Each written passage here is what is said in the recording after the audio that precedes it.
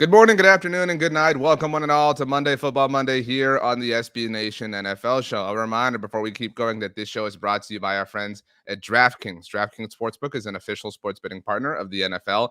Download the DraftKings Sportsbook app today and use code SBNFL for a special offer when you sign up. That is code SBNFL only at DraftKings Sportsbook. As noted, this is Monday Football Monday, specifically on the SB Nation NFL Show, which you should subscribe to wherever you get your podcast. Search for the SB Nation NFL Show, subscribe, leave a rating, write a review. Those things make us happy. If you would prefer to watch the show, you can do so on the SB Nation NFL YouTube channel. You can see all of our bright, shining, beautiful faces. My name, RJ Ochoa from SB Nation's Blog on the Boys, the fantastic Rachel Prevet on the ones and twos as always. And with me here, as they are every single Monday from SBNation.com, it is JP Acosta. And unlike Max Verstappen, a winner here, Mark Schofield, of course, who covers all of our F1 perusings at SB Nation. Mark, congratulations to Carlos Sainz and my team of choice, Ferrari.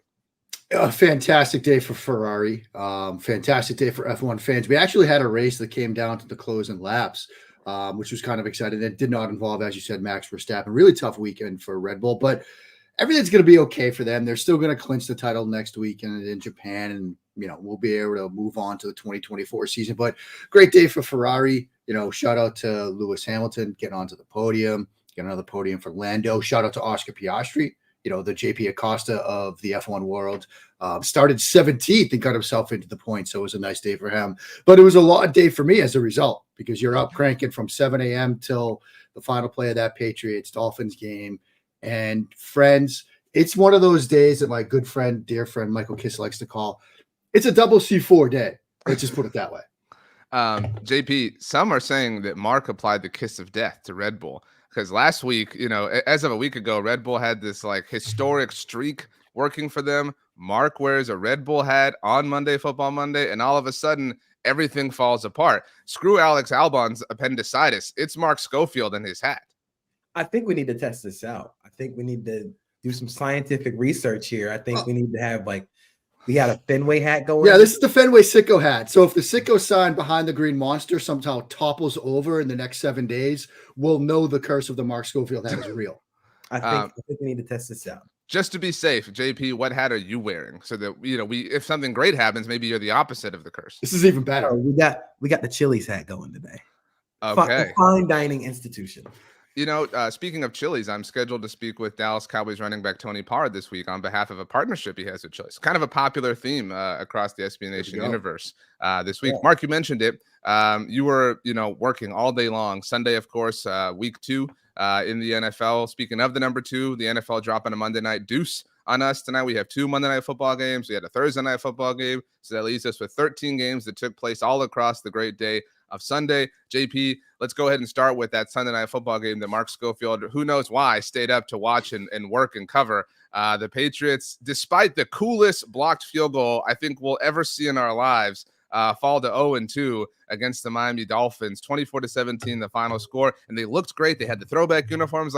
I don't find myself often saying this, JP, but the Patriots had too much going on for them in the cool department to lose on Sunday. Yeah, it's a rough game when you come out looking as cool as the Patriots do, and then you lose, because now everybody's talking about, oh, they did all this cool stuff, but they lost in the end. It was the block field goal, which was nothing I've ever seen before at any level of football. Sending a guy into motion, you doing the Dolphins motion against the Dolphins, but on special teams, is cool as hell. That's something I think everybody's going to try and do this next week. There's going to be 50 encroachment penalties or offsides penalties, because nobody's going to be able to time it right like you did the first time.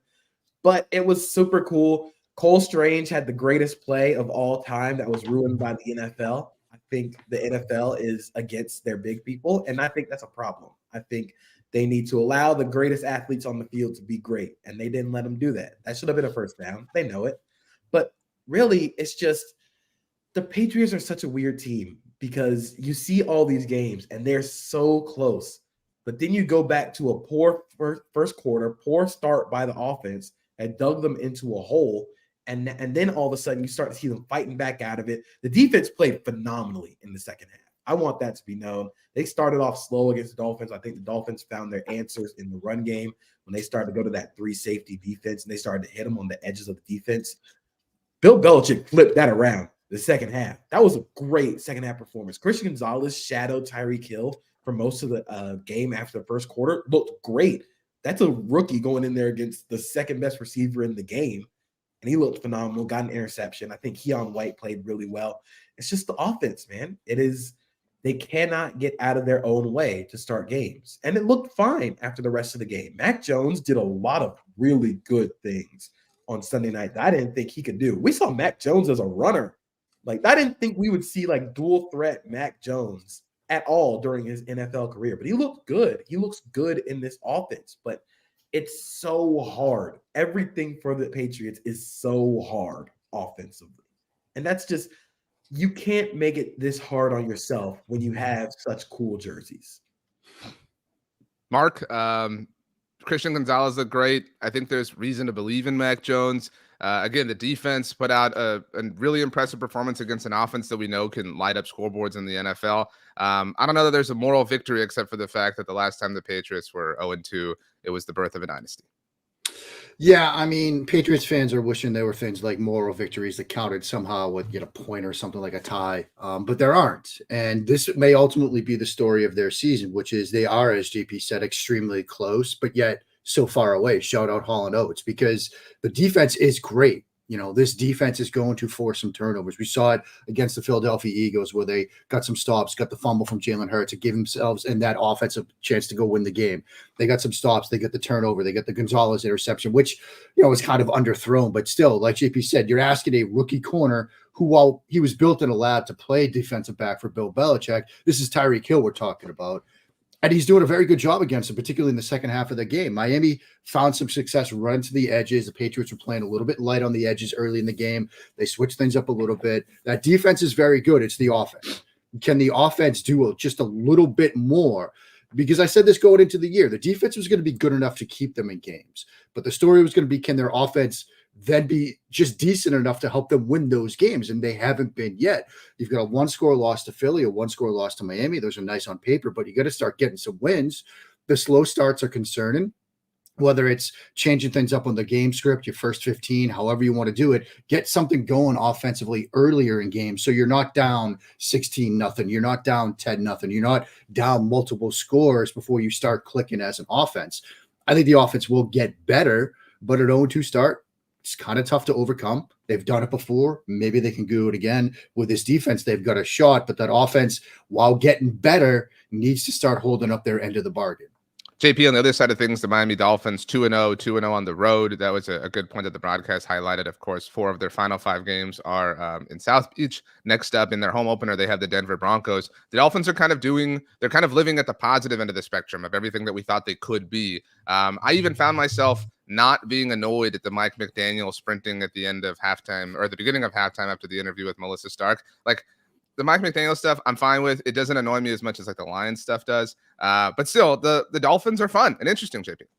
Not only fun and interesting, but I think they're finding the answers to all the questions that they had last year, where they were ineffective running the ball. So teams are going to play a little lighter. So you have to run the ball. They have to throw it underneath. You're not going to be able to throw it deep. They started to find those answers last night against the Patriots. They started to run the ball really well. Raheem Mostert had a big 43-yard game, but outside of that, they were just efficient running the ball. You don't have to be explosive in this offense on the ground. You just have to be efficient. Keep them on schedule. Tua looked great, once again, throwing the ball underneath, making plays when he needed to. But you could see them start the sequence and start to build off the base stuff that they run. A big popular thing has been kind of that out motion. I think they either call it out or flare motion, where Tyreek Hill runs, instead of going like short motion in towards the formation, he's running it out away from the formation, which is basically creating spacing and angles and giving the fastest player on earth a running start. But now they're starting to do it with different players. They're starting to sequence it a lot better. There was a big Jalen Waddle 20-yard screen pass built off of that out motion, because defenses are fanning out now. You're starting to try and adjust to getting that out motion handled, that now Jalen Waddle can get into the crevices of that defense on the inside and make plays after the catch. So you're starting to see them start to sequence a little bit better. I still have a lot of questions about the defense. I think the broadcast played up how well they played on the defensive line this Sunday, but the Patriots were missing, I believe, 3 of their 5 starters on the offensive line. I think Mike Onwenu left middle of the game. I didn't see him throughout the rest of the game. Eventually, they're going to play an offensive line that I think looks competent, and I still worry about their ability to defend the run. Their passing game without Jalen Ramsey leaves a little bit to be desired. Of course, they had the interception by Xavier Howard, but I do wonder, like, the Patriots were pretty efficient throwing the ball outside of that interception. Mac Jones looked really good. He had time, and when he had time, he was able to get the ball downfield. It was very much a whoever Eli Apple is guarding, throw it at him. And that's going to be a problem. That is going to be a major issue for them going forward if Eli Apple continues to play. It's been the Eli Apple thing his entire career. You're going to get thrown at a lot. So however they adjust to that, you can tell Vic Fangio still trying to figure out what he's got on this defense. But as long as the offense continues to fire like this, they had an inefficient game and scored 24, which should give you enough to win a game. So they're in a really good spot right now. Mark, let's move on because I'm sure you don't want to talk about the Dolphins. There were a surprising amount of dramatic games. I know you were busy with the kind of fallout of Singapore, but Scott Hansen talked about this, how in the early slate of games that every game had drama at the end of the first half. It was kind of the first time maybe in Red Zone history that it has been that contentious across every single game that was active at the time. The Atlanta Falcons emerged victorious over the Green Bay Packers, 25-24. Atlanta in the running for a most fraudulent 2-0 team, I think. I don't know. Do you agree? Do you not agree? I mean, because I don't know. I mean, there are a couple of other 2-0 teams that I'd look at and say, like, are we really buying them yet? I mean, are we buying teams like the Tampa Bay Buccaneers, for example? Like, I don't know. Sure, maybe we there's a heavy competition, but Atlanta's in it. That's all I'm saying. Like the Falcons, this was a weird win for Atlanta. I mean, it was an extremely weird win, and I don't know if this game tells us more about Atlanta or more about Green Bay, or more about perhaps the Chicago Bears. Like maybe the sort of transitive property of NFL math tells us that, like, look, the Chicago Bears aren't great. Like, and I know we're going to get to them at some point. But it was a very weird win. I think the major takeaway for me watching Atlanta is Bijan is fantastic. I know JP is going to do something on him at some point this week, but he is everything you want to see from the sort of modern NFL running back. Like the way they use him, the way they space him out, the way they can use him in the pass game, the way they can use him in the run game. He's off to such an effective start. They got Drake London involved. He caught a touchdown pass, which is nice to see. Like maybe Arthur Smith has decided, hey, maybe I should listen to fantasy players or something. I don't know what's going on over there, but they finally got him involved a little bit. If they could start getting Kyle Pitts involved a little bit more as the season goes along, like this could be a sneaky offense and a sneaky fun offense. I'm still not buying Desmond Ridder, but I'm buying those weapons and I'm buying Bijan in a big way. On the flip side, Green Bay, like, was this Jordan Love, some struggles there, or was it this Atlanta defense is sneaky good too? Because one of the storylines coming out of week 1, what we saw from the Atlanta Falcons against Carolina was maybe this defense is pretty good. Maybe Bates is very good. He picked Bryce Young's pocket twice, doing a very good job reading his eyes. And so the sneaky Atlanta Falcons, maybe they are a pretty good team. JP, Matt Collins finished with more receptions than Kyle Pitts. Why is that a true thing? Why is that real? Like, why? I mean, why? I think that's incredibly funny. Incredibly funny. I think, like Mark said, Bijan Robinson is a special player. We could see that when he was in Texas, when he first came into the league. This is a special talent. They have to get him the ball as many times as possible. Get him as many chances with the ball as you need. I still don't buy into Desmond Ridder. I think there's still some like, hey man, there's some real boneheaded throws here. Like the entire first half was filled with boneheaded throws. Like, don't do that anymore. But with the way that this offense is built, maybe all Desmond Ridder has to do is just not screw up. And that's going to be the issue here. Can Desmond Ridder not screw up? The Packers, the big question here is, what are we doing with David Bakhtiari? That's the real big issue here. He did not play against the Falcons, and mainly because I think there were a lot of reports that he didn't want to play on turf. And I get that. Understand that. Turf sucks. But when you're the 4th highest paid left tackle in the NFL by average value, you got to play games. Like your best ability on the field is availability. And this Packers team needs David Bakhtiari on the field, especially when during the game Elton Jenkins left. So now you're missing former All-Pro at left tackle, Pro Bowl left guard. So that's not great. On top of missing Aaron Jones and Christian Watson, as well as I think Jordan Love played, which again, he played pretty well. You could tell that they were missing that explosive or that number one guy in that pass catching or in that skill position room. Aaron Jones is going to be back. That's going to be fine. Christian Watson is going to come back soon. He had a messed up hammy, but he'll be back. I'm worried about David Bakhtiari. I think that is a major question that I had going in before the season. But now during the season, you need that guy to play. And I understand the not wanting to play on turf, but you make a lot of money, man. Like they paid David Bakhtiari a lot of money to play games, and he hasn't played. Can we talk about Jordan Love's failed QB sneak for a second? Because that was one of the funniest things I've ever seen. And Sam Monson actually quote tweeted with, "This is the drunkest I've ever seen an NFL player look." They tried to go like a quick quarterback sneak, and Jordan Love was the only one that moved. Nobody snapped the ball. None of the other offensive linemen moved. And so he just kind of like stumbles forward in the A gap between the center and the right guard. And it's one of the funniest things I've ever seen. He looks like Bambi, when he's on ice trying to learn how to walk. Yeah. On the ice. But it's so funny how like NFL players can make the most difficult things on earth look easy, but then make the easiest things look like that. By the way, Rachel, I know you were out last week, but we invented a new mechanism here on Monday Football Monday called the Fast Forward, where each of us has the ability to kind of zip through a game.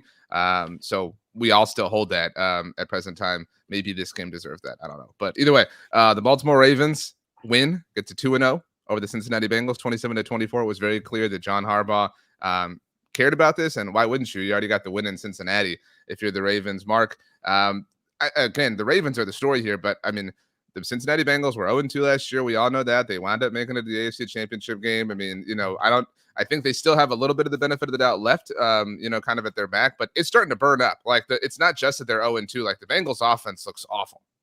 Yeah, Bengals offense doesn't look great. There was a lot of chatter on, Twitter, X, whatever we're calling it, group chats, things like that about what's happening with their offense. I know JP mentioned, when we were talking about the games yesterday that, we saw their struggles last year with too high to open the season. It was like the big story. Everybody's writing about, the Bengals can't figure out cover two. They can't figure out middle field open. They saw mostly middle field close last week against the Cleveland Browns, but the Browns are different. Like that defensive front gave them trouble. They saw a little bit more of it this week. They saw some sim pressures were giving them problems. The Ravens did a very good job. If you watch their games, their 3 games against Cincy last year with sim pressure looks, they did a very good job again on Sunday. There were a number of plays where, there was one sequence where they showed 6. They dropped and just rushed 4, but one of them was a slot blitzer who got to Burrow right away. Then the next snap, they showed 6 and brought 6, and they're just sort of confusing your looks up front. They wanted to stress Joe Burrow mentally. They've done that historically. They did that again on Sunday. But I also think that Burrow isn't quite 100%. And it got worse for him because they had that touchdown drive, and then he sort of limped off the field. And now you're hearing that, they don't know how the calf is going to respond today.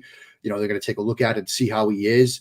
He wasn't moving around like we used to see him. He had one play where there was pressure at his feet and kind of stepped over it, but wasn't sliding to find throwing lanes as well as he usually does, which is something he's very good at. So, yeah, this is 0-2, and it's a concern because not just you're 0-2, not just your offense is struggling, not just your quarterback doesn't seem healthy, you're 0-2 in the division.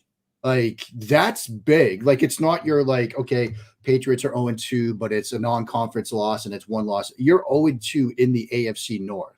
Like, that might be tough to overcome given how, at least right now, 2 of those teams, Cleveland and Pittsburgh, and Baltimore, look really good right now. That could be a lot to overcome. To your point, like it's not like they have a last year. Their 2 losses were to Pittsburgh at home and then to Dallas in the Cooper Rush phenomenon's beginning. But JP, they've lost to the Ravens now, who the Browns are interesting, and I think we're all interested to watch them Monday night and as the season continues to unfold. But I think we all agree that Baltimore is the heavy favorite in the AFC North. And so you've now not only lost the game to them, but you've lost your home game to them. Like, this is a very, to Mark's point, like 0-2 is a difficult thing in and of itself to overcome. The statistics around that have changed a little bit in the 17-game era. But with that being, like, I think about the 2015 Cowboys a lot because they started off their season 2-0 and then Tony Romo got hurt. But those 2 wins were in division, and that kept them alive the entire season because of how valuable that is. So this is the other side of that coin. Yeah, and I think the issues with the Bengals are maximized by Joe Burrow being hurt or not being 100%. The entire reason the Bengals are able to do what they do out of gun and out of empty is because Joe Burrow can make things work when things don't go right. He's not the best athlete, but his pocket movement and his mobility is what makes that offense work. If he's not 100%, everything snowballs from there. Not only that, but not only were the Ravens stressing him mentally, but they were stressing him physically. There were a lot of unblocked pass rushers or unblocked blitzers coming in. Joe Burrow just really couldn't do anything about it. But the Ravens are capital G good. That is a really, really good football team. Quietly last year, after adding Roquan Smith, the Ravens had one of the best defenses in the NFL, and Lamar Jackson is phenomenal. That's a really, really good quarterback. I mean, now that you've added Zay Flowers, which provides so much more juice and explosion to this offense, you can tell that offense looks different than last year. It looked slow last year. With Zay Flowers, now you look fast. And now you have some downfield options to give to Lamar Jackson, who once again is reminding people that this dude is a unanimous MVP. Like, he didn't just lose all of that. Like, Lamar Jackson is still one of the 5 best quarterbacks in the league. 5-6 best quarterbacks in the league. And yesterday was a pure example of that. Great day for Zay Flowers, obviously. I think we're super early, but the heavy favorite for Offensive Rookie of the Year right now, unless one of the quarterbacks takes a big step. But Nelson Aguilar, what a performance. He had the prettiest touchdown of the day, I thought, was Lamar Jackson and Nelson Aguilar. Yeah. So very cool to see kind of the wide-ranging number of options that Todd Monken is working with there in Baltimore. Mark, I mentioned it. I don't think the Lions are frauds. And JP, I know you wrote about the ski mask thing, which was super funny. But the Lions fell at home to the Seattle Seahawks, the home opener, after having a week and a half to rest up and build up the hype. Jared Goff threw an interception, didn't ultimately set the NFL record. It's just the kiss of death whenever they talk about that, obviously. Do you have a little bit less faith in the Lions? This was a resounding performance from the Seahawks, who disappointed us all last week. And I think some of the context is that the Rams were plucky against the Niners, but so maybe Seattle's better than we thought. Like, this is a narrative shifting game in a number of ways.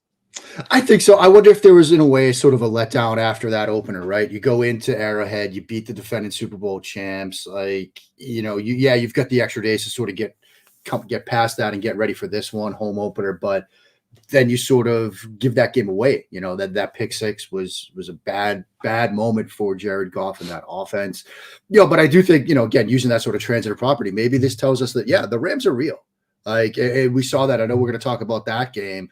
Like, they hung with San Francisco really well, although the field goal at the end was, as Al Michaels might say, interesting to a certain portion of the population. Seattle was a nice bounce back for them. I think a solid performance from Geno, sort of getting that team to come back in that game. The 2 touchdowns, 328 passing. I think both of these teams are going to be in it in the NFC until the end. I still think that looking around the rest of the North, like the North had a really bad day yesterday, but I still think the Lions right now look like the best of those teams. I do think that the Niners and the Seahawks are just a step above the Rams, perhaps, even though the Rams won that first game in Seattle. But I think both of these teams will be in it till the end in that conference.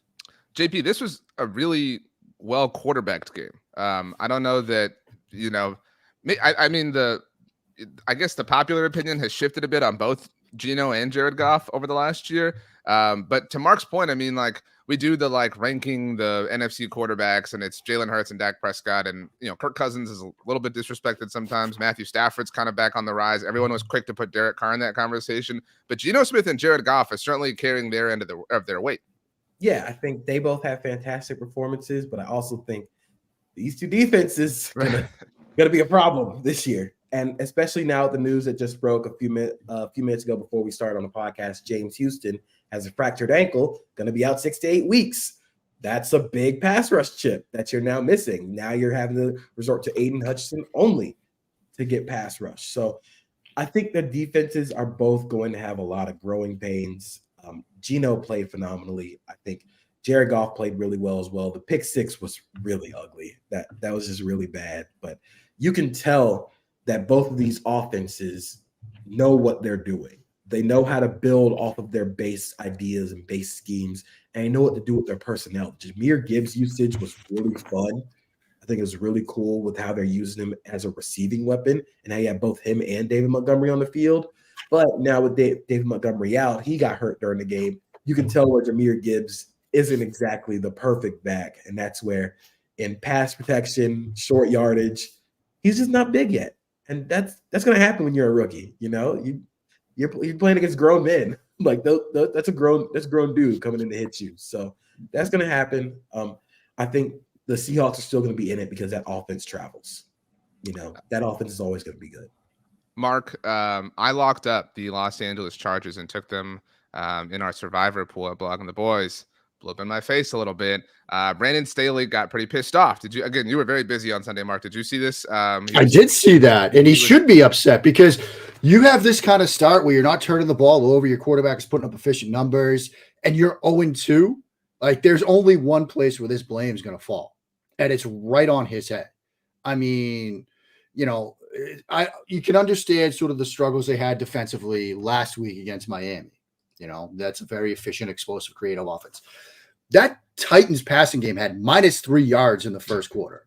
Like, and you lose this game in overtime. Like, at some point, and maybe this is in my part, media frustration, because as we've talked about on this show, we've bought into the Chargers year after year. Every summer, it's like the leaves start falling, the temperature starts dropping a little bit, and everybody in the media says, all right, it's time for the Chargers to make their run. Like, I'm old enough to remember those stories starting back with Phillip Rivers. The football has been pulled out from us again. This team is 0-2. They're struggling on the defensive side of the ball, which is his forte. Like, at some point, something's got to give here. And I had multiple people, multiple group chats and stuff on Sunday night. Like, we're watching Brandon Staley lose his job. Like, at some point, the ownership is going to say, you know, we've got Justin Herbert. We've got an offense. We're losing games because of what's happening on the defensive side of the ball. This was your thing. This was your bag, and it's not working. JP, it's a beautiful box score, right? Like, if you look at the Chargers side of things, like, it's, you know, they're an offense you want a piece of in fantasy, those things like that. And to be very clear, I agree with Mark. But at some point, and I think very highly of Justin Herbert, but if we're going to think very highly of him, at some point, if you touch the ball in overtime and you go 3 and out, I mean, like, some semblance of the blame has to fall on. I agree. Like, the vast majority of it falls on the shoulders of Brandon Staley, but like, it's like, I hate when we do this with any situation where it's one person's fault and nobody else is fallible in any sort of way. I think it's a lot of compounding issues. I think Justin Herbert is a very, very good quarterback. He also is one of the 6 best quarterbacks to be in the league right now. I also think Justin Herbert kind of constrains Justin Herbert. I think he is so much of a football robot that he is going to go 1 to 2 to 3 and get to the check down, even though you don't really have to. Like, you got it, man. You have one of the 2 or 3 best arms in the league. You can make that throw if you want to, but he just doesn't want to. And it's on Kellen Moore to kind of coax that out of him. But I'm with you guys on Brandon Staley. I'm done with the Chargers. I picked the Titans, actually, in our SB Nation, our little SB Nation pool, because I knew this was a game that the Chargers would lose. This is the type of game that the Chargers definitely lose to a team that doesn't look good at anything offensively, and you make them look great. And that's exactly what the Chargers do. You take everything that they think they don't do well, and you make it look good. And Brandon Staley, like, hey, look, man, the clock is ticking.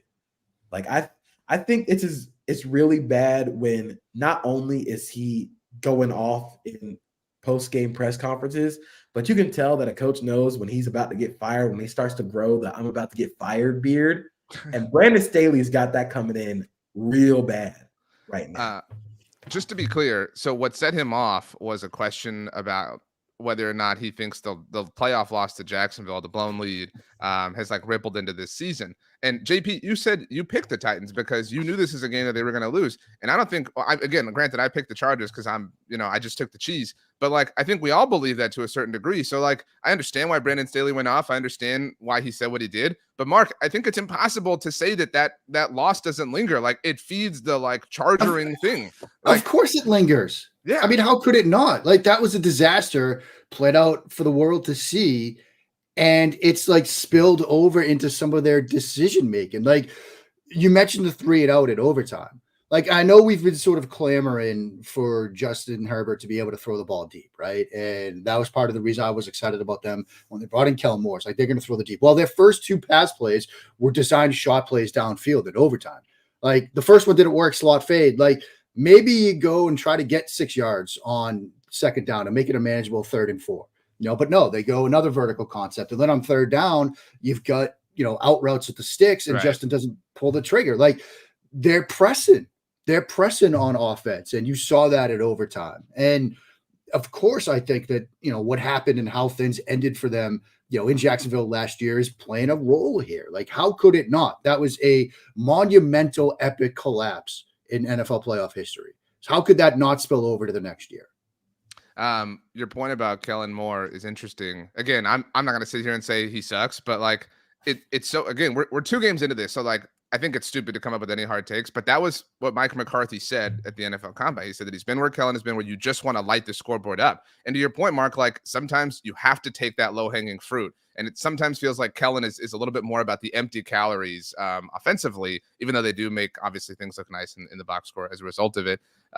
Let's move on, I guess, to the Jaguars. This game has fast forward potential. I don't know if anybody wants to use it, which is I actually think this is a very interesting game not from a homer perspective, because this is why you pay Chris Jones. That's exactly why you pay Chris Jones. 17-9, the final score. Chris Jones got a weird contract. Kind of felt like he lost the holdout last week. JP, you are our resident Jacksonville Jaguars fan. 17-9, the final score. Kind of a bummer of a vibe for the Jaguars. Although they never have bad vibes, but like this was a bummer of a game. So I think this was a bummer of a game because this was a game that it felt like the Jaguars should have won. The Jaguars defense played phenomenally. Like, this was one of the best Jaguars defensive performances I've seen since 2017.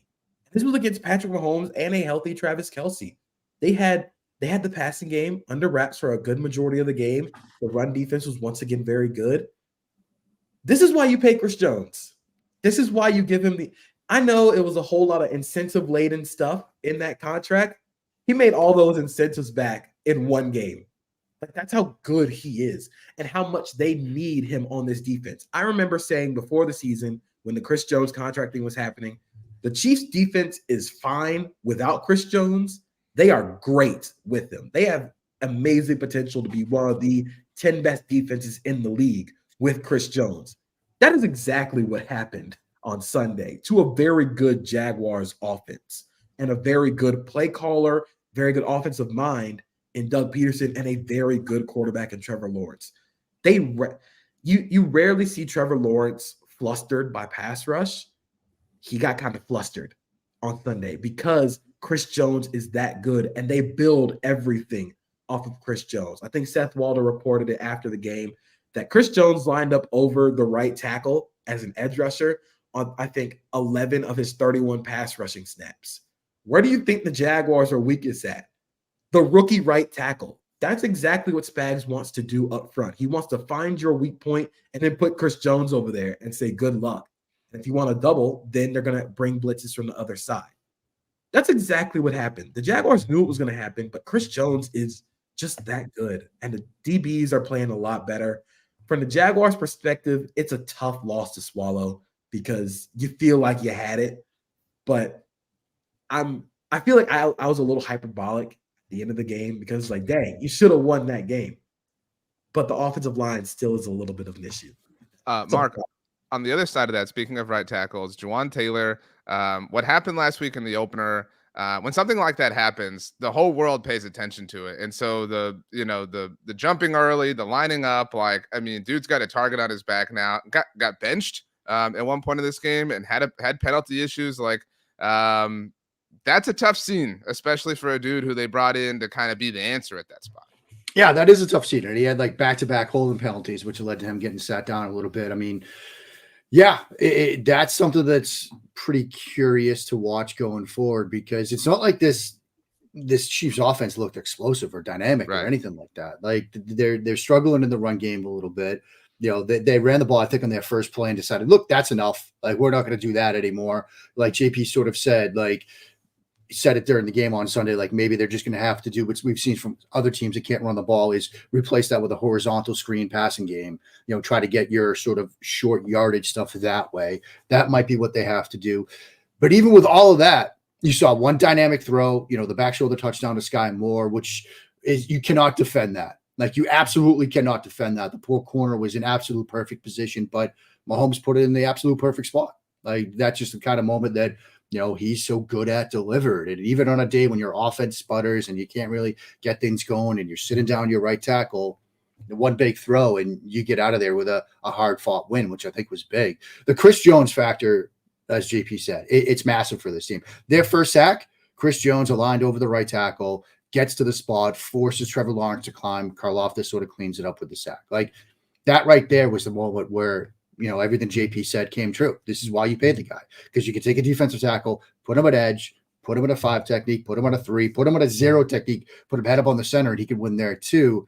That allows Spags and this defense to do so many different things. And so getting him back is going to be huge. This team's going to be okay going forward. That was a hard-fought win, but one that they definitely needed. JP, the Buffalo Bills had a true get-right game against the Las Vegas Raiders. That's really all this was. This was like a fast. Is that your fast forwarding, Mark? Yeah. I mean, come on. Do we really need to dive into this one? No, I was gonna say this is like a juice cleanse. You know what I mean? Like, it's a purification of the body. It felt like that's what the Bills went through on Sunday afternoon. Yeah. So. I mean, if we're doing one sentence, it's Josh Allen plays football like Cheese from Foster's Home for Imaginary Friends. I can't top that, man. Yeah. Okay. So congrats. Buffalo Bills get the win 38-10 over the Las Vegas Raiders. I believe we only have one game left from the noon slate. You teased it earlier, Mark. This game has some serious fast forward potential, but maybe we do have to kind of do a postmortem on the Chicago Bears. Bears fans are going through it right now, because they all believed in Justin Fields, and it is more of the same. And it bums me out because I really wanted this to work. 27-17, the final score. Mark, you are our resident quarterback expert. Justin Fields has had, I believe, 4 designed runs called so far this season. Yeah, I mean, that ain't great, but all I can think about right now is the Tyra Banks meme. We were rooting for you. We were all rooting for you, Justin, and it's just not clicking. Like, I don't think, and we actually are about to drop the latest installment of the world famous and award-winning Football Court at SBNation.com, myself, JP, James Dater, where we debate, is Justin Fields done? And I issue a ruling. Now, I have given, as you were seeing that ruling, Justin Fields a stay of execution here, but the clock is ticking, because if they don't figure things out, and look, they get the Chiefs and Chris Jones, who we just talked about next week, so it's probably not going to get better anytime soon. You know, they got the Commanders 2 weeks after that. I forget the game in between, but it's about time to call it here, kids. Like, Justin Fields, it is not working. You know, you look at the way they've structured this roster organizationally, it doesn't seem to have fit at all. The lack of designed runs, the lack of creativity, like that all plays a factor. But at some point, the common denominator is Justin Fields. Like, whether it's he's trying to do too much with his trying to take shot plays downfield. JP and I have talked that a little bit. Whether he's just not seeing things, he's not trusting himself. Trusting himself in his eyes was a huge problem last year. He would see stuff open and still be afraid to throw it. You've got DJ Moore open on a dig route. Rip it. This is the guy that they brought in to help you, and you're not trusting him. You're not trusting yourself in that moment. It looks all shades of bad right now, and I don't see how it gets fixed. So I think I'm definitely on the side of patience, and that's mainly because I don't think Luke Getsy has done a great job at all to start this season. I think I hate saying it, but they need to lean into the RPO gimmicky stuff. Yeah. As much as I hate RPOs, like, they need to lean into that. They need to give Justin Fields designed quick game. They need to let him be like, hey, you don't throw, you get the ball out now. Like, there is no other option here. You need to get the ball out. I think the offense is so predicated on screens and 20-yard passes that there's no in between. And while that's Justin Fields, that's what Justin Fields did at Ohio State. It was very much touchdown or check down. That's exposing a lot of his biggest weaknesses, and those weaknesses are becoming glaring cracks. I think the biggest problem here is you can see the scar tissue start to develop of being hit over and over and over and taking so many sacks, where not only is he missing open guys on the backside of passes, but he's taking his eyes down at the first sight of like, oh, this guy isn't open. Here comes the pressure. When no, it's not. He's seeing ghosts. That is a problem. And whether it be Justin, I don't think you can blame one person. I don't think you can say Justin Fields is done. I think everything here is bad. And I think it's something that like we should have known coming into the season. The Bears weren't going to be that good. They traded for DJ Moore, but that's really it. You know, you still have Chase Claypool and Darnell Mooney on this team. Darnell Mooney is a fine wide receiver 3, maybe bottom of the barrel wide receiver 3. Chase Claypool cannot be your wide receiver 2. That's never happening again. You got to get him out of here. Cole Kmet just got paid a lot of money. Still don't know if Cole Kmet's actually any good. So it's just a lot of compounding issues that also make Justin Fields look really bad. But Justin Fields isn't helping at all. I mean, the way that this was going to be a successful year for the Bears was if you got to January, regardless of record, believing that Justin Fields was still your quarterback 1 for 2024. We're not anywhere close to that right now. And they have the extra first-round pick. They have the opportunity perhaps to go get a guy if they want to. It seems like that's the direction this is trended. Like JP said, I don't think people were expecting outside of the Chicago area that this was going to be a team making a playoff run. But this was supposed to be a team that at least had their QB1 going forward by the time this season was over. We're not close to that. I'm kind of with you, JP. I think lean into it at the very least so you don't have this weekly headache and frustration. Like at the very least, you have to be a functional football team for this season. Like you're 0-2, but like technically everything is still in front of you. We are a Bryce Young big game away from this storyline really blowing up, right? Like from it being like you passed over Bryce Young for this dude.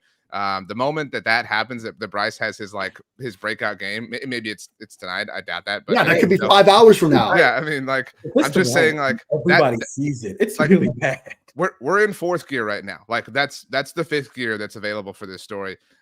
It's such a huge bummer. I guess quickly on the Bucks, Mark, you threw them out in contention for worst 2-0 team. It does feel like the final grains of sand in the hourglass are dropping on the Bucks' relevance and this like the fun Baker story. Like it feels like they're about to kind of have the clock strike midnight.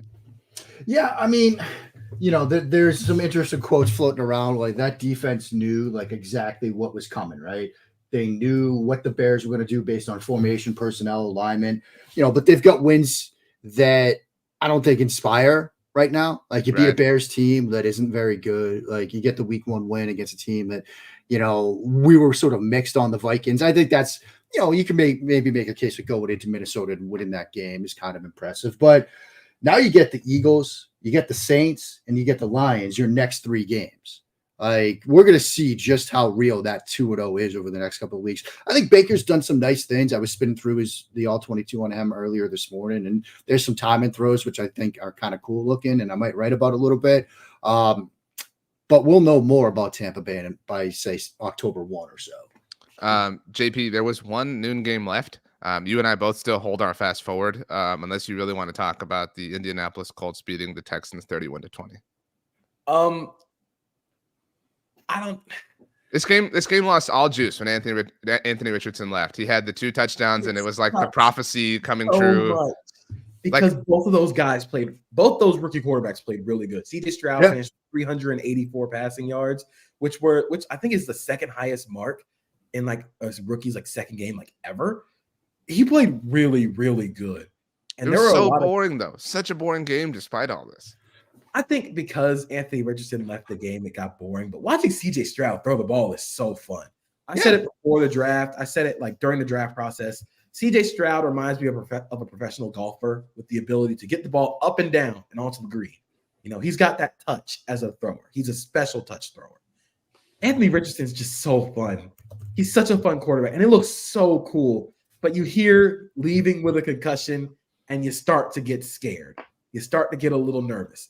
I don't think this is a sign where the Colts have to be like, hey, we're not running you anymore, because that takes away a large part of what Anthony Richardson brings to the table. But you got to try and tell him, he's 20, 21 years old. Maybe try and protect yourself a little bit. Try and slide. Maybe go out of bounds here. You don't have to run everybody over. And I think that's something that Josh Allen learned very quickly. I think that's something RG3 unfortunately had to learn. Like, you can't. Something Cam Newton learned at the end of his career. You can't run everybody over like you did in college and in high school, because you're going to start taking a lot of hits. That damage over 17 games is going to accumulate. But while he was in, that offense was fun. Shane Steichen is cooking with the guys that he has. Yeah, I mean, the Richardson concussion is kind of weird because it's not exactly clear when it happened. There's a lot of speculation on it happened on his second touchdown run, Right. where he got hit like right at the goal line. And it's like you kind of expect him to try to score there. Like, I don't think you're going to expect him sort of dip out of bounds at the 1 to protect himself. But I think the overall point is right, JP, where you do need him to protect himself. And Trevor Lawrence actually said after their game week 1, like, yeah, he made some great plays. It was fun watching him, but he's got to sort of protect himself. So, going forward, you might see him maybe not pass up touchdowns, but this is something that Lamar does so well. If you watch Lamar, there are times where like he understands that, like, yeah, I could try to hit a home run here. I can try to spin. I could try and move in the open field, but I'll save that. I'll get down, I'll slide, I'll dip out of bounds, and I'll take the 12-yard gain and pass up the potential for the 60-yard run, because I don't want to expose myself to that kind of hit. Now, Lamar and Richardson have different body types. Like, Richardson's built like a tight end or a power 4. He's built like a 4, but runs a 4.43. Like, he's obscene how talented and skilled he is. But the Colts drafted him to play 17 games for the next 10 years, not to play 5 games in bits and spurts here and there. And so that will be the lesson for him going forward. CJ was equally impressive, I think. I know a lot of it came like late in the game. You're seeing soft coverage and stuff, but even earlier in the game when he's got pressure in his face, he's ripping in cuts, he's ripping digs, he's ripping posts, he's putting the ball exactly where it needs to be. JP's point about layer and throws is so good because he's so great at getting the ball over that secondary window in front of the safeties and things like that. I think he's going to be very good once they start filling in things around him. So I'm excited about his future. I'm excited about both of these young quarterbacks. Yeah, I mean, if the Texans have some success, then the Bryce Young point relative to Justin Fields matters, because to your point, JP Stroud, and your point, Mark, looks great. If the Texans, if that just becomes a little bit more visible to like the world, then if you're a Bears fan, you're just kind of wondering what if. Yeah. Point hindsight is 2020. The San Francisco 49ers improved to 2-0 with a little bit of a tight game, JP, against the LA Rams. Maybe the Rams, again, as mentioned, deserve a little bit more credit. I guess before we get to the game, I'm sure you both saw the Cam Akers thing. This remains weird. It felt like last year nobody cared. Like the Rams literally said things like, he will never play a down for us ever again, only for him to return like 2 weeks later. On Sunday morning, there was all this chatter, kind of same sort of thing. Jay Glazer reported. While we've been on, Ian Rappaport tweeted that the Rams have had trade talks centered around Cam Akers, that he was inactive after a difficult week of practice. Kyron Williams had 2 touchdowns on Sunday, which helped me out in my personal fantasy league. And Sean McVay, JP, said about Cam Akers, I think there's going to be an opportunity to see what that looks like moving forward, but it's not going to be a back and forth thing. This is very, very, very strange. It's all very weird. I think a lot of it is like, hey, maybe some guys are just bad vibes. Some guys just aren't fun to be around. Maybe Cam Akers is a bad vibes guy. Maybe that's just what's happening here. It's very weird how it started out like you said, last year, very quiet, but now like everybody knows because it's the first 2 weeks of the season. This guy might not actually be like that fun to be around. Which, it makes it a lot worse when Kyron Williams scores 2 touchdowns and looks like everybody is having fun, even though they lost. It's just very weird. I think Sean McVay saying that was you'll have a chance somewhere else. It's not going to be here, though. Mark, I have not seen an update on Brandon Ayuk as of this morning. This game was happening while the Cowboys were on, so my attention was a little bit diverted. But I don't mean to say that didn't really matter because Brandon Ayuk is incredible. But the Niners still managed to survive offensively. Christian McCaffrey had another 100-yard day. Deebo Samuel kind of got back involved. Brock Purdy, again, had some struggles, but I mean, The Niners are a machine. They are the most inevitable team in the NFL. Yeah, they are a machine. And this gets sort of to the error band idea of football, right? Where on a day where like Brock Purdy kind of struggled and you're up against an offense with Matthew Stafford that seems to be doing some things really well in the passing game right now, you can lean into the run game. JP tweeted out earlier in the day that like he could watch that Niners run game 24 hours a day, 7 days a week. And I'm right there with him.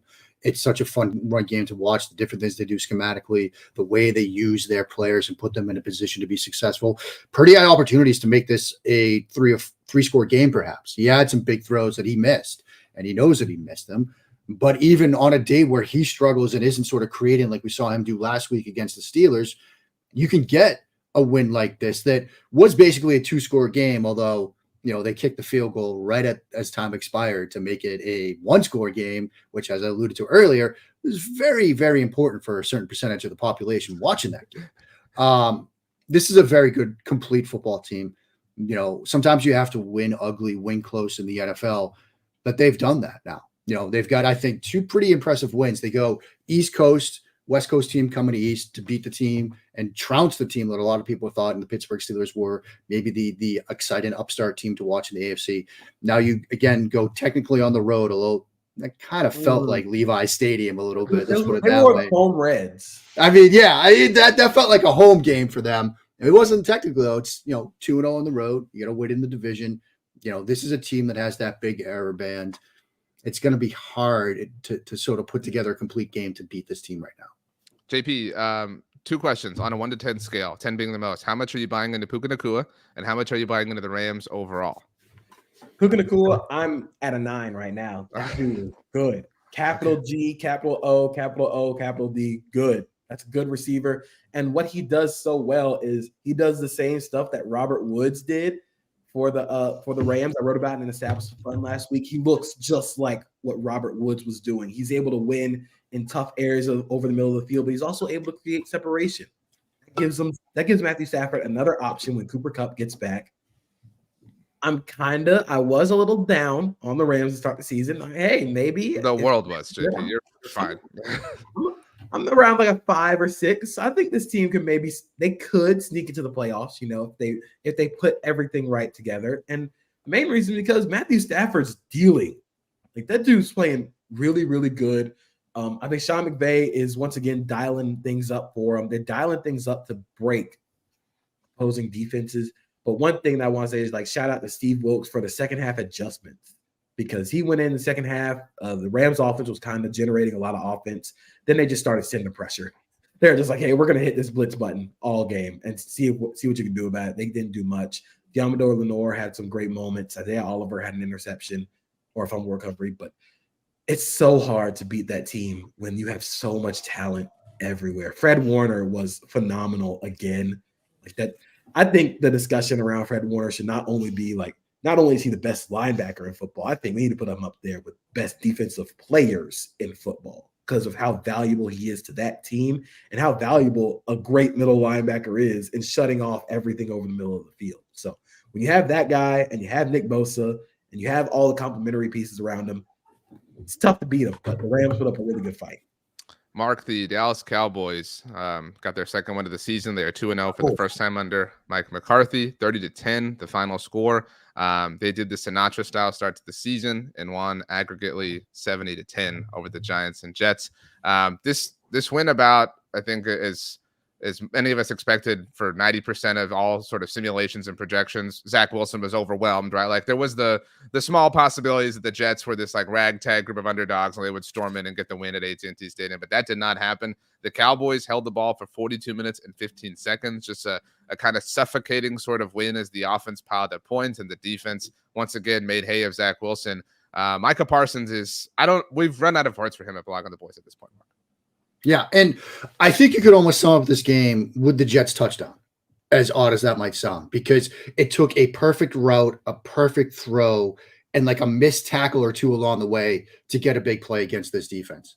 And I think that tells us everything we need to know about what this Dallas defense is going to be able to do this season. I mean, as you sort of said, Micah Parsons, we're running out of ways to describe him, not just at Blogging the Boys, but league-wide.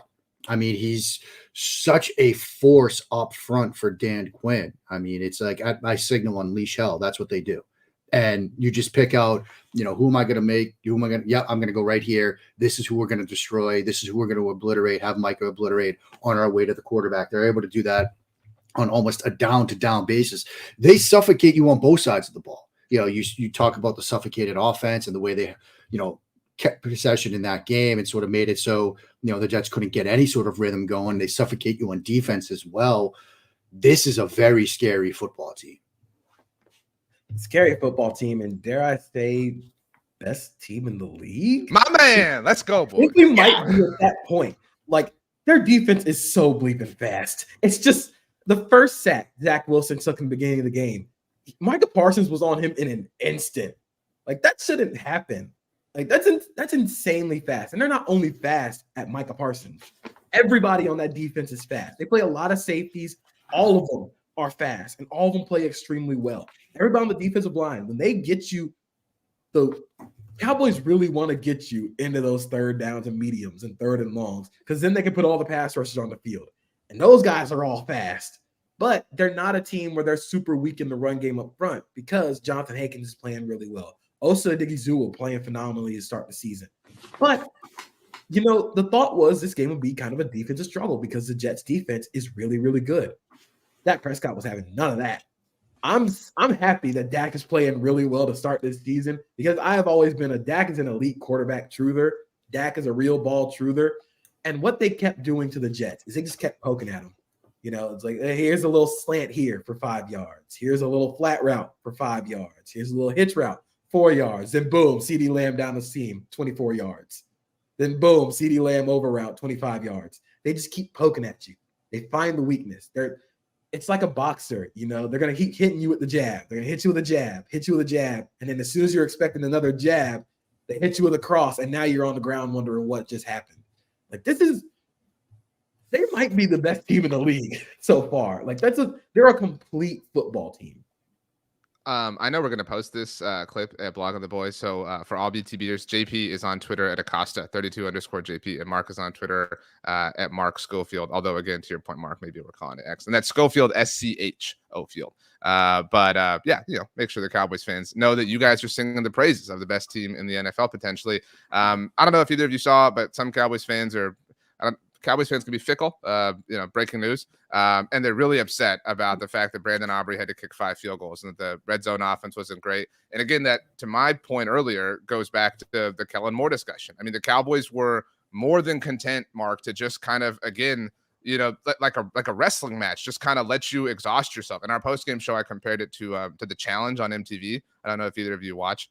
America's Fifth Sport, yeah.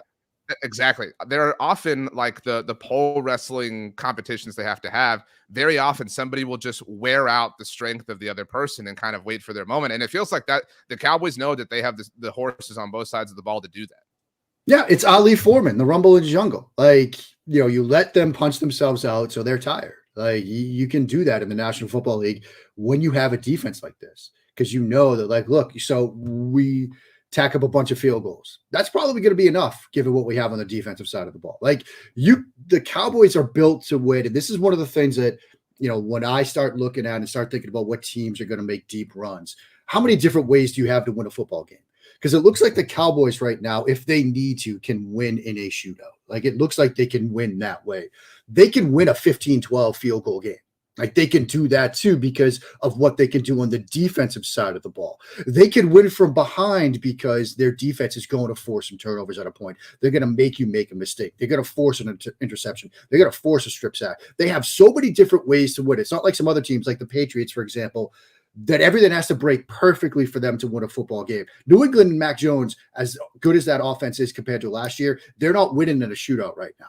Like, maybe they could win the ugly games, but they can't win in an offensive shootout. Dallas can win a number of different ways. That's what makes them so dangerous. They can win on a day when they can just settle for field goals because of what their defense can do to the quarterback, the opposing passing game. And so that variety of ways to win is huge for an NFL team. JP, just quickly on the Jets side of things. Again, this went pretty chalk in terms of how we expected it. And I think this is really understandable, but the vibes are starting to get really bad with the Jets. James wrote about this at SB Nation, how Breece Hall, the quote was, "I only had 4 touches. That's why we struggled." And he said that other running backs could have done more to make the most of plays, but he said we got down early and kind of abandoned the run. And yeah, that's like that was obvious. It's worth mentioning. Zach Wilson finished the day with 3 interceptions. He had none at the beginning of the fourth quarter. But I mean, you're down 27-10. You've got to make something happen, and that's where everything kind of falls apart. But I think not only just it's not just the 4 touches. It's you can't throw the ball downfield very well. It doesn't even have to be constantly banging your head into the wall of the run game. Just get them the ball in space. Figure it out. I think. The vibe is starting to deteriorate. Garrett Wilson left the game. I think he just said he had the wind knocked out of him. But, you don't want that guy frustrated because that's your most explosive receiving weapon. Sauce Gardner deleted Twitter. I mean, again, it makes sense for them to feel down on themselves, given everything that's happened to the Jets over the course of the last week. But, I mean, it was always going to reach this critical mass boiling point. Yeah, it felt like all the wind was taken out the sails immediately after Aaron Rodgers got hurt. I know that they won that game against the Bills. That was also due to Josh Allen having cheese from Foster's Home for Imaginary Friends brain. It just feels like the vibes are at an all-time low. The vibe is in shambles right now. And I don't know if bringing in another quarterback is going to solve that, because it's not just the fact that the Jets have to bring in a new quarterback to a new offense. That's a big thing in itself. But they also have to face the Patriots next, and then the Chiefs, and then they're on the road at Denver, and then the Eagles. Then they have the bye week. This could get really ugly really fast. Yeah, I mean, a quarterback during that time. We were worried about this Jets team with Aaron Rodgers given that schedule. Now we have that same schedule, which looks just as tough, if not tougher, without Aaron Rodgers. And what is Carson Wentz going to come in and suddenly get this offense clicking with this slate of games coming up? Is Phillip Rivers going to come in, off of retirement? Are you going to bring Matt Ryan down from the booth? Where are you going to find a quarterback right now that's going to survive that confidence? Leave Matt Ryan alone. Hasn't he been through enough? He has been through enough. But who else is out there? I think their best option is, and I know people are going to laugh, I think it's Jameis Winston. After the bye week, you've got to, that's what it is. You need that, go for broke kind of play at this point. You need somebody who's unafraid at this point. It's weird because you can't do it now. You can't bring in a guy now because this is the toughest stretch of games that you got this season.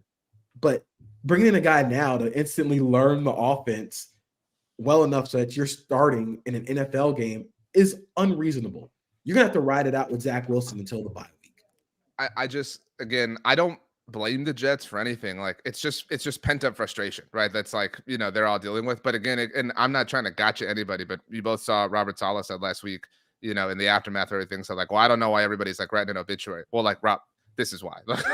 This is literally why we all said what we did. Again, I feel for the Jets, but it's just tough scene all the way around. We have 2 games left, both really, kind of fun games, I guess. So maybe not necessarily fast forwardable. The New York Giants, Mark, fell down 20-0 on the road against the Arizona Cardinals at halftime. Giants fans are kind of pounding their chest because of the second half comeback. I don't know that I'm there. No, you can't pound your chest after that one. That's one of those where you're okay, let's just kind of turn the page. Yeah, we got to win. That was nice. Road victory, right? Let's go. Good job, everybody. Let's not talk about that ever again. And then look, nice comeback. That's great. You did it against an Arizona Cardinals team that everybody thinking is going to be, the Caleb Williams story, once we get into November and December. And Saquon Barkley limped off. And now we're waiting to see what's the result here. It's short week ankle for the injury, Giants, by the way, against the Niners on Thursday. And they're staying out west too. They're going to stay in Phoenix for a couple of days before heading to that game. But Thursday night, are we going to be suddenly hearing later today when the results of that MRI come in that he's going to be sidelined for a couple of weeks? Now, what does that offense look like without Saquon Barkley? They got Waller involved, which is nice. Yes, you get the comeback win, but I know anytime you win in the National Football League, it's tough to do any given Sunday and all of that. This wasn't a victory that I'd be crowing about. So the thing about this victory is the Giants, for the first 3 quarters of the game, did not use Saquon Barkley and Darren Waller, and then decided to use Saquon Barkley and Darren Waller, which is kind of weird considering how highly we think of Brian Daboll and Mike Kafka, but also kind of weird considering like you paid Daniel Jones $140 million. Maybe the best thing that he can do is like find number 12, who's 6'11", and just throw it to him. I also regret to inform the people listening that the Giants have 3 of their next 4 games on primetime national television.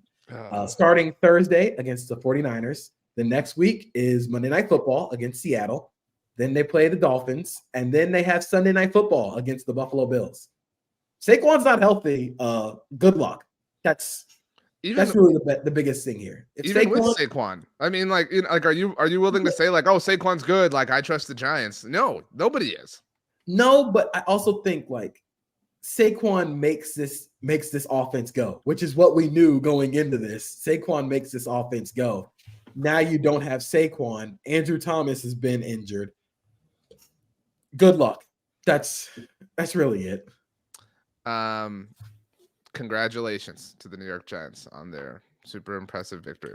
Last one, Mark, the Denver Broncos had a 21-3 lead against the Washington Commanders. I mean, I'm not saying we need to like turn up the heat on Sean Payton, but it's kind of interesting how there doesn't seem to be a lot of heat on Sean Payton. This was really embarrassing that Denver blew this, and this was an amazing, almost awesome end with the Hail Mary, the tip ball, and the 2-point conversion that failed. But Mark, the Broncos are, I mean, they have really, I used to really we all have like teams we kind of like on the side that, we think are interesting and we respect. The Broncos were in that box for me. I have relegated them. Like they are the Leicester City. Like they are out of the league. They're no good to me anymore. Like that is truly who they are relative to NFL current events. First of all, man, JP seeing Leicester City catch some strays here. Like, well, I mean, come on, that's not fair. We're trying. Look, we're trying, man. This had the potential to be it might have been the funniest ending of the entire slate of games yesterday, because you get that Hail Mary, which just knock it down. Like, just knock it down. Like what are you doing back there? And then you get the 2-point conversion, which got there maybe a step early on that. I don't know. Do you throw the flag in that situation? Maybe that's something Sean Payton knows a little bit about. Russell, kind of an up and down start to the season for him, I'd say. Like you can point to some numbers that say, hey, he's actually playing really good. You can point to some other numbers that are like, he's not playing well at all. But this team is now 0-2. Like, and it's not like you're an impressive 0-2. Like you got a loss to Jimmy G, and then Sam Howell comes to town and beats you. It's going to be a fun team to watch the rest of the way. The content is going to be amazing. But I wonder who's on the hot seat more. Is it Russell or is it Payton? It's not just the being 0-2. It's the way they're 0-2. Yeah. They led both of those games at halftime and then lost. And it's not just like leading both those games and then losing. Russ looked terrible in both second halves. That's the problem. Like Russ looks fine in the first half. Like it's all like, oh, Russ is doing what Sean Payton's asking him to do. And I don't know what happens at halftime. I think Russ kind of gets too hyped. Like, you know how when you're on like in the kitchen, you're cooking, and it's like, oh, I feel like I'm doing this to a T. Things start smelling good. You got the AirPods on. Yeah, you're like drumming with the utensils and stuff, right? Yeah. You feel fine. You feel like Remy from Ratatouille. You're just throwing stuff in. The flow, the vibe is flowing, and then you mess up a little bit. Yeah, and then you mess up again, and then all of a sudden everything is burning. Like that's what it feels like for Russell Wilson. Like right now, it was bad. Like yesterday, the 2-minute drive didn't feel like a 2-minute drive that was crisp. It felt like Russell Wilson scrambles and DPI. Like that's really what it was. And a Chase Young roughing the passer. That's really what happened there. It's just so weird seeing how good they are in the first half. Not even good, how competent they are in the first half. In the second half, just completely falling apart. And I think the blame, you're not going to blame Sean Payton because this is first year. I think it has to be Russ. Like we know, like you got rid of the coach who that you tried to blame with Russ last time. Eventually, you run out of coaches to blame. We tried to blame Pete Carroll, who got rid of multiple offensive coordinators to appease Russ. Then you trade Russ. Then you fire Nate Hackett to appease Russ and get him out of the cellar. Maybe it's just Russ at this point. Who is Russell Wilson quarterbacking next year? if there's a big three for football, then Jeez. Wow. I mean, That you was can't really, so you can't mean. really do anything. The Broncos are stuck with him because you paid him an insane amount of money. And You're most of that's guaranteed. You're right though, but we are like a few more of these circus losses away from the Sean Payton applying pressure. You know what I mean, to save himself and establish a fall guy. You know what I mean? Like it's obvious that that's who Russ is gonna, or that it's gonna be Russ. But like the winds are swirling. The dark clouds are hovering. The rain's about to happen. It's tough. Not that backup quarterback movement is really should really in any way be indicative of how safe a quarterback's job is.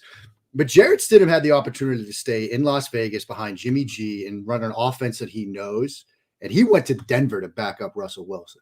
Now, maybe the money was right. Maybe there was something else going on. Maybe he likes Coors Light. Maybe he likes the brewery out there in Boulder. I don't know. But he went to Denver instead of running an offense he knows inside and out.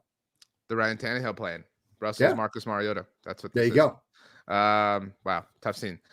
Rachel, if you could please join us and give us your takeaways from Sunday of week 2 across the NFL, and of course, your thoughts on what we had to say and award the coveted MFW MVP. Thank you, guys. You guys didn't even touch on Monday Night Football, but it's okay. I mean, do we want to? I guess I'll pick the Saints and the Browns. Anybody? Yeah. I feel like that's what we talk, Saints and Browns. Yeah, these are really boring games. Yeah. Okay. All right. Fair. Today I really, really liked a lot of you guys' points. RJ, my favorite point that you made was when you just talked about Bryce Young and how pretty much like once he has his strong game, this is going to add to the narrative when it comes down to the Bears, for sure. JP, I like your point about how Brandon Staley clock is pretty much ticking, like we all kind of know that. And how you just talked about Justin Fields and how like the issues are compounding pretty much and he's not helping. But Mark, you had some really, really strong points today. And so I think you guys already know who I'm going to give it to. It's going to go to Mark today. I really liked your point on the Falcons. You kind of had touched about this in the past, but just like they're a sneaky good team and how we're just excited to see how that's going to unfold this season. The Jets touchdown pretty much tells us everything we need to know about the Cowboys. I like that point you said. And also the question you presented at the end, who's on the hot seat more, Russ or Sean Payton? And so today I give it to Mark. Well, I did not see that coming, but I'm very, very happy to be making a little speech. And I'm going to actually make a movie recommendation. I'm wearing the Reno Hightower Taft Rockets. If anybody has not seen the movie The Best of Times, it's an 80s comedy. Kurt Russell as Reno Hightower. Robert Williams is in there as well. They're like, over the hill, washed up ex-high school football players that want to relive their like one moment of glory. So they get their team together to like replay the big game from their last year of high school. It's absolutely fantastic content. Robert Williams is tremendous in this. And so if you get a chance, check it out. The Best of Times, one of my favorite football movies ever. That's going to be awesome with the Seahawks. That was a good way. Look at that. Instead of just soaking up your moment, you gave to the world, Mark. Mark also worked harder than all of us on Sunday. What with Singapore, and then did you get a nap at all, Mark, during the day? I actually, it's been a rough 48 hours of the Schofield household. JP knows this. My daughter Simone, I love her to death, but she's going through some sleep regression right now. So I've gotten 5 hours of sleep over the past 2 nights on Simone's floor. So it's been a rough stretch here. I'm running on C4 and vibes at this point. The crash that is coming later today when I'm actually coaching baseball, I may get hit in the head with a line drive as I'm like passing out at third base. So we're running on pure C4 and vibes right now, my friends. Wow. That's how JP runs all the time, though, to be fair. JP, before we started, you told us that you made some pasta. So as we close, could you please grade your own meal for us? A+. Everything I make is awesome. So Big ZD was a massive hit for me. Congratulations to you, JP. Well done. We'll see y'all next week.